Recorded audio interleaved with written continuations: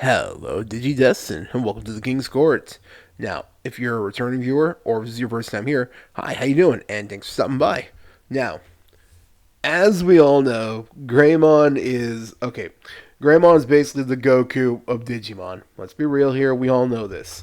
Not just with the color scheme, but also the fact that Greymon is pretty much I guess you could say pretty much like mascot slash most well known Digimon. So obviously in the Digimon TCG, Greymon has a lot of cards. So in this video, I wanted to go over what I think are the top 5 best Greymon cards in the entire TCG. So just a couple of mandatory rules.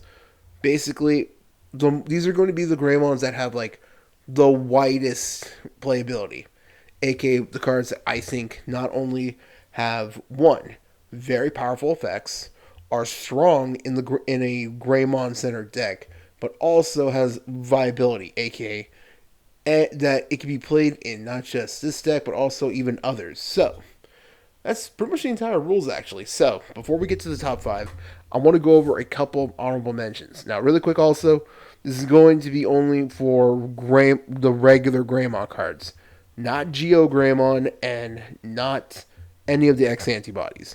If, for the record, the X antibody, there are only 2 of them, and we pretty much already know which one's the best ones.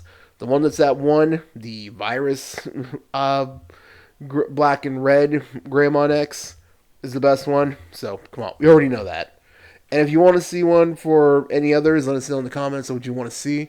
If you want to see Chandler or Michael do a video similar with Machine Dramon or anything, let us know in the comments. And that's pretty much everything. So, quick honorable mentions. The BT10 Greymon. Now, this is the Greymon that's actually meant for Blue Flare. And the only reason... Now, it's a very powerful card, don't get me wrong, and it's great in the Blue Flare deck. But it's only usable in the Blue Flare deck, so right away there, I'm just going to put that one there. Next ones. The Promo Greymon. This card actually used to be really good in the Agumon Bond of Bravery deck, but these days now, for that deck, you're probably better off playing like an ancient Greymon, Agunimon strategy. So this card's probably a little outdated, but it's still a really fun card. Next, the BT2 Greymon. This is actually the Greymon that actually gives your Digimon with Greymon the same jamming. So, being able to swing with Guilemon or Blackwell Greymon and your Digimon's got jamming, it's pretty nasty actually. This card's really cool. Next one, an old staple, BT8 Greymon. This is the same one that would give your Digimon blocker. This card used to be a staple in the deck, but these days doesn't get as much play ever since the Tai Cameo was created. And last honorable mention, Structure Deck Greymon. This one's actually really good because it allows you to. It has a security effect that will basically let you play a Agumon or a Tai Kamiya from your hand or your trash for free.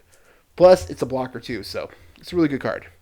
And that's all the honorable mentions. So, before we get to the main list, don't forget to like, comment, subscribe, hit the notification bell, and that's pretty much everything. So, let's start it off. First, the EX1 Greymon. This card is actually a very strong card. And honestly, there's still a debate that you could even actually still play this in your War Greymon, Black War Greymon, or your mixture of the 2 decks. This card is basically what it lets you do is when you're swinging with your Digimon with Greymon in its name, it lets you basically play a Tai Kamiya from your hand, a 3 cost or less, for free. So you could literally put this on top of your Agumon, go into your Metal Greymon, use Metal Greymon's ability, play a tie from your hand, and you can use this one to play another one from your hand. It's actually really good if you have more than one in your hand and you really want to get them out in the field quickly. So this card actually used to be a big mainstay in the deck. And if you look at any of my older deck profiles, I even used to play this card at 4. So this is actually a really still slept on card. But it's the reason it doesn't get as much play now is because back then we would play like 3, sometimes even 4 Takamiyas, but these days not as many. So it's still a good card though. Also, I just love that artwork. You know, that old school artwork. I miss that artwork, honestly. Next one, number 4, the BT12 Greymon. this is actually still a really good one. And later on, if you see my Omnimon deck profile, later on in this video, I'm going to be mentioning another Greymon. That one though is a very good Greymon still, but this is actually, card is actually a good substitute if you can't afford it because that card is still expensive. But I'll get to that one in a sec. So this is BT12 Greymon. When you get can't talk today. When you Digivolve on top of Agumon, if you don't have a tamer with Taikumi in its name, you get to play one for free. And this is actually one of the cool parts. It powers up your Digimon by 1,000 during both players' turns. And this is actually something very useful if you're playing Black or Greymon, because you could literally just boost up your Black or Greymon X during both players' turns. So you have not only your blocker thanks to your tie, and the redirect, so you get to really maximize that ability. So this card is actually still really good. It doesn't get as much play these days because now we basically don't always want to set up on the field. We usually want to set up in the breeding area. So that's why this card doesn't get as much play as it used to. It's still a really good card, though. Like, all these cards are actually still really good. Alright, next one.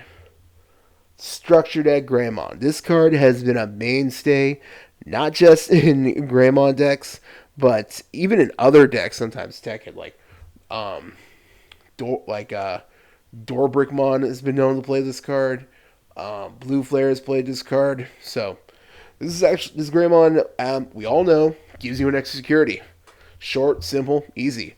2 costs. So being able to stack up that security, because let's be real, that's what red is like the best doing. It's an aggro based color. So the fact that you can get those free easy stacks is just something that really comes in handy. So this is an old school card. It was one of the first cards to really be sought after for Greymon decks because it's from the structure deck. And I remember at one point this card was like $20 each. So, but it's obviously gone down, but it's still a very powerful card. Number 2.